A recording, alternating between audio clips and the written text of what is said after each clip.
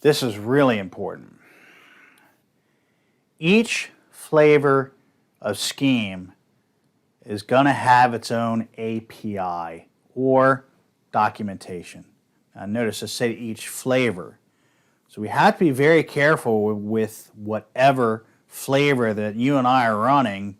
We happen to be showing Gambit on this one. That we show you the proper documentation, the appropriate documentation for that particular flavor of Scheme. There's another one I just happened to stumble on as I was doing this. Was Racket Scheme, which I've used before, but it's very different. It has a lot of different features and a lot of different functionality that's built into it compared to maybe Gambit, and then vice versa. Gambit might have some functionality and features that Racket doesn't. So you have to be very careful on which exact version that you're going to be using.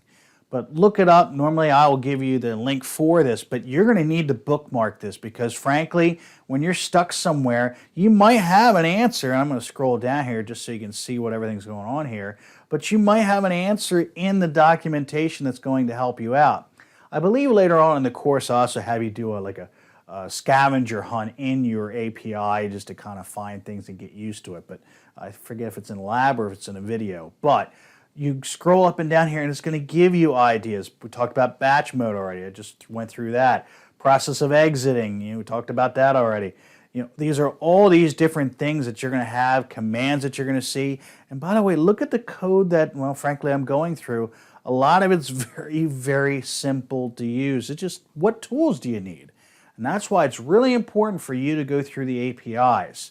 So use the notes or whatever management system we're using. Click on the link that I'm giving you for the documentation. Just look at it for a few minutes and just kind of get a feel for it and bookmark it because you'll need it later.